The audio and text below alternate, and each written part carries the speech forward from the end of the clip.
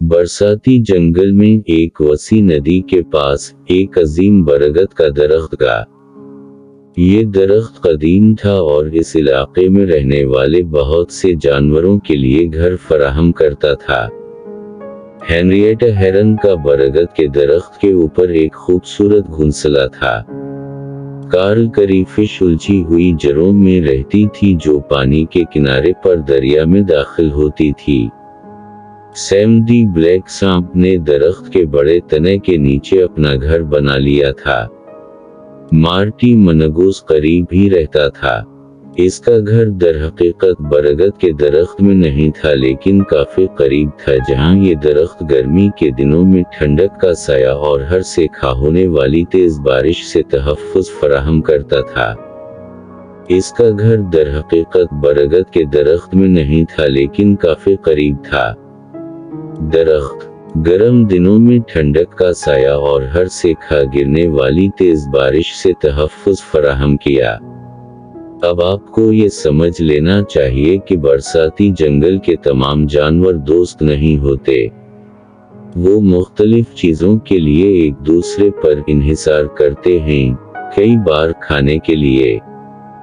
इसको बेहतर तौर पर समझने के लिए मैं ये बताता हूँ कि हेनरिएटा, कार्ल, सैम और मार्टी बरगद के अजीम दरख्त के अंदर कैसे रहते हैं। हेनरिएटा हेरन ने अपना घोंसला दरिया के किनारे बनाया था ताकि वो करीब हो। खाने के लिए जो वो आमतौर पर खाती थी, इसकी खुराक मछली, मेंढक, करीफिश और यहाँ तक कि घोंगे पर मुश्तमिल थी। इसका बहुत अच्छा घर था। अब कार्ल करीफिश चट्टानों और दरख्त की जड़ों के अंदर रहती थी। कार्ल वाकई एक सफाई करने वाला था।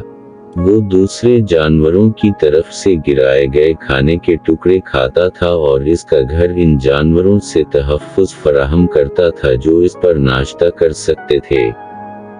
सैम दी ब्लैक सांप ने बरगद के अजीम दरख्त के नीचे अपना घर बनाया क्योंकि ये बहुत सी चीज़ों के करीब था जिसे वो खाना पसंद करता था।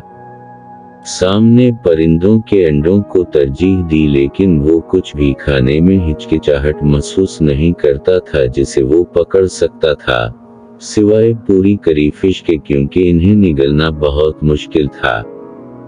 क्या आप अंदाजा लगा सकते हैं कि मार्टी मनगूस को क्या खाना पसंद था? वैसे अगर आपने सांप कहा है तो आप बिल्कुल दुरुस्त हैं। मार्टी को हर किस्म और साइज के सांप खाना पसंद था। एक दिन हेनरिएटा बाहर खाने की तलाश में थी। जब वो अपने घोंसले में वापस आई तो उसने देखा कि इसके 2 अंडे खत्म हो चुके हैं।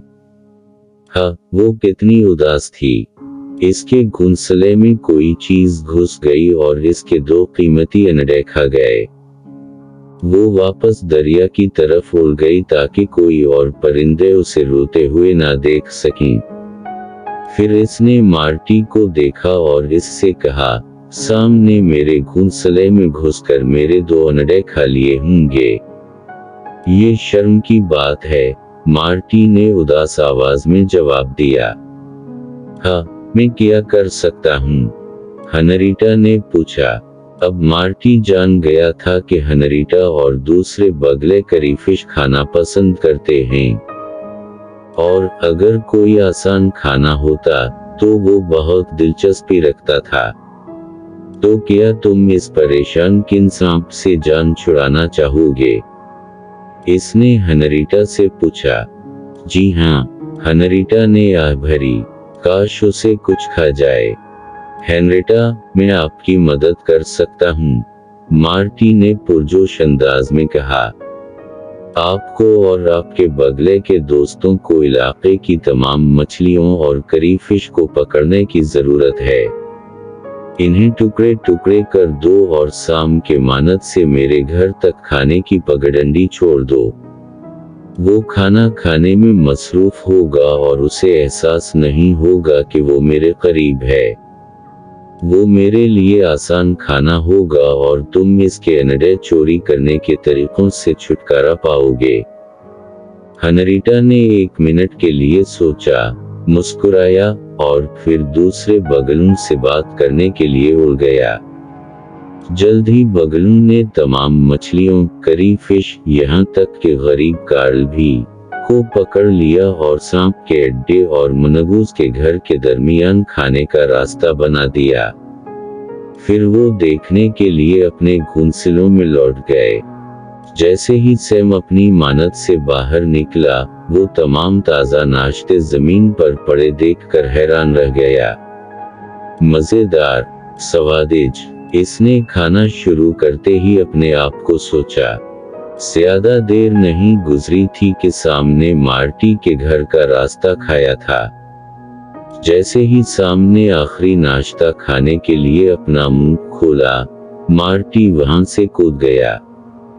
झाड़ियाँ ठीक है, मुझे आपको ये बताने की जरूरत नहीं है कि आपकी वजह से क्या हुआ। पहले से जानता हूँ, लेकिन अगर आप ऐसा नहीं करते हैं तो वहां एक बड़ा बप और था। मार्टी घर वापस आ गई। क्या तुमने वो देखा? हनरीटा ने दूसरे बगलों से पूछा। अब हमारे अंडे महफूज हैं। कई दिन गुजर गए। मार्टी भूखा था लेकिन इलाके में सांप नहीं थे। दूसरे सांपों ने देखा कि सांप को किस तरह धोखा दिया गया है, इसलिए वो एक महफूज घर तलाश करने के लिए रवाना हो गए। मार्टी ने दरिया में झांक कर महसूस किया कि बगले ने जाल बिछाने के लिए इससे सब कुछ ले लिया है। फिर उसने बड़े बरगद के दरख्त में झांक कर हेनरिटा को देखा। दूसरे बगलों ने मार्टी को दरख्त पर चढ़ते देखा लेकिन बहुत देर हो चुकी थी। हेनरिएटा को खबरदार करने के लिए वो सिर्फ इतना कर सकते थे कि अपने घोंसले छोड़ दें और सांपों की तरह एक महफूज घर तलाश करें। अब मार्टी अकेली थी। इस इलाके में कोई खाना नहीं था और उसके लिए बरगद के अजीम दरख्त से महफूज अपने अच्छे घर में रहने की कोई वजह नहीं थी। बरगद का अजीम दरख्त अब तमाम जिंदगी से खाली है, लेकिन बारिश के जंगल में जिंदगी का एक दायरा है और बरगद के दरख्त पर नए जानवर आने और उसे घर कहने में ज्यादा देर नहीं लगेगी।